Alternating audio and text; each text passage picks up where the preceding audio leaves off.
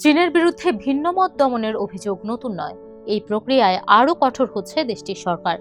দেশটিতে 1 জুলাই থেকে কার্যকর হয়েছে নতুন জাতিগত ঐক্য আইন, যার মাধ্যমে দেশে এবং বিদেশে থাকা ব্যক্তি ও সংগঠনের বিরুদ্ধে ব্যবস্থা নিতে পারবে বেইজিং। নতুন আইনের সাহায্যে ভিন্নমত দমনের ক্ষমতা আরও বিস্তৃত হওয়ার আশঙ্কায় আছেন বিশ্লেষকরা। যদিও বেইজিং বলছে এটি করা হয়েছে জাতীয় ঐক্য ও সামাজিক স্থিতিশীলতা রক্ষার জন্যই। বিশ্বে নিজেদের ভাবমূর্তি উজ্জ্বল করতে ব্যস্ত চীন। এর অংশ হিসেবে সহজ করা হয়েছে ভিসা নীতি। ফলে নিয়মিতই চীন ভ্রমণ করছেন অন্তত 77 দেশের পর্যটক ও কন্টেন্ট ক্রিয়েটর। তিব্বত ও জিনজিয়াং এর মতো সংবেদনশীল অঞ্চলের প্রাকৃতিক সৌন্দর্য সামাজিক যোগাযোগ মাধ্যমে তুলে ধরছেন তারা। তবে এই প্রচারণার মধ্যেই নতুন জাতিগত ঐক্য আইন কার্যকর হওয়ায় উদ্বেগ দেখা দিয়েছে। ইউরোপীয় পার্লামেন্টের কয়েকজন সদস্য ইতোমধ্যে ইউরোপীয় দেশগুলোকে চীনের সঙ্গে থাকা প্রত্যর্পণ চুক্তি স্থগিতের আহ্বান জানিয়েছেন।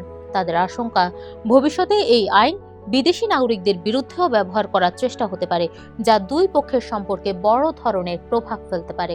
5+ স্টার রেটিং প্রাপ্ত দেশের সর্বোচ্চ বিদ্যুৎ সাশ্রয়ী ওয়ালটন এসি স্মার্ট কমফোর্ট এখন নেক্সট লেভেলে।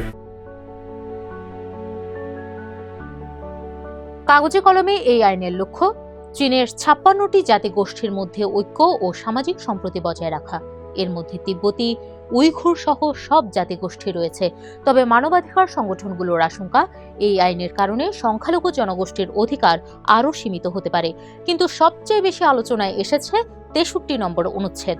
এই ধারায় বলা হয়েছে, চীনের বাইরে থাকা এমন ব্যক্তি বা সংগঠনের বিরুদ্ধেও ব্যবস্থা নেওয়া যেতে পারে যদি তাদের কর্মকাণ্ডকে জাতিগত ঐক্যের জন্য হুমকি বা বিভেদ সৃষ্টিকারী বলে মনে করা হয়। মানবাধিকার সংস্থা অ্যামনেস্টি ইন্টারন্যাশনাল বলছে, এই আইন বৈচিত্র্য রক্ষার চেয়ে সবাইকে একই ধাঁচে চলতে বাধ্য করার উপর জোর দেয়। ফলে সংখ্যালঘুরা অধিকার নিয়ে শান্তিপূর্ণভাবে কথা বললে বা আন্দোলন করলে সেটিকে রাষ্ট্রের বিরুদ্ধে কাজ হিসেবে ব্যাখ্যা করা হতে পারে। বিশেষজ্ঞদের মতে, অন্য দেশে এই আইন সরাসরি প্রয়োগ করা সহজ নয়। তবে এর মাধ্যমে বিদেশে থাকা সমালোচকদের মধ্যে ভয় তৈরি করা সম্ভব। বিশেষ করে যাদের পরিবারের সদস্যরা এখনো চীনে আছেন, তারা বেশি ঝুঁকিতে পড়তে পারেন।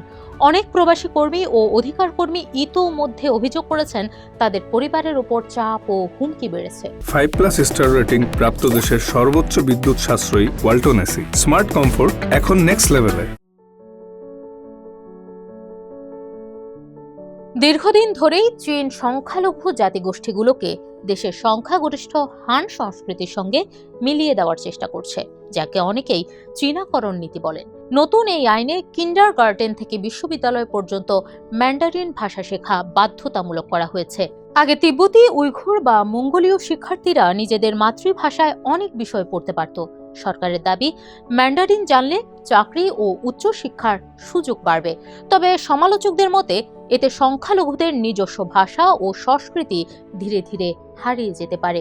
বিভিন্ন অঞ্চলে এর প্রভাব ইতোমধ্যেই দেখা গেছেও। তিব্বতে মঠগুলোর ওপর কড়া নজরদারি বাড়ানো হয়েছে এবং অনেক ভিক্ষুকে গ্রেফতার করা হয়েছে। আন্তর্জাতিক মানবাধিকার সংস্থাগুলোর অভিযোগ, জিনজিয়াংয়ে প্রায় 10 লাখ উইঘুর মুসলিমকে তথাকথিত পুনঃশিক্ষা শিবিরে রাখা হয়েছে। আর অভ্যন্তরীণ মঙ্গোলিয়ায় ম্যান্ডারিন বাধ্যতামূলক করার বিরুদ্ধে আন্দোলন কঠোরভাবে দমন করা হয়েছে।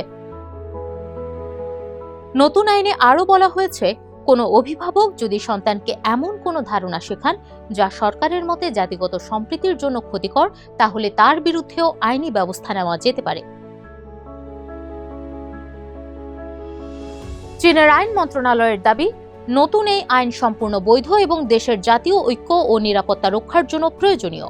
তাদের মতে, নিজেদের সার্বভৌমত্ব রক্ষা করা প্রতিটি দেশের অধিকার। তবে বিভিন্ন গবেষণা সংস্থার অভিযোগ, সংখ্যালঘু ভাষার অনলাইন কন্টেন্ট, সামাজিক যোগাযোগ মাধ্যমের অ্যাকাউন্ট এবং ডিজিটাল কমিউনিটিগুলো ধীরে ধীরে সরিয়ে দেওয়া হচ্ছে। বিশ্লেষকদের মতে, নতুন আইন কার্যকর হওয়ার পর প্রযুক্তি, শিক্ষা, সংস্কৃতি এবং গণমাধ্যমের মাধ্যমে রাষ্ট্র নিয়ন্ত্রিত সংস্কৃতি আরও জোরালোভাবে চাপিয়ে দেওয়া হতে পারে।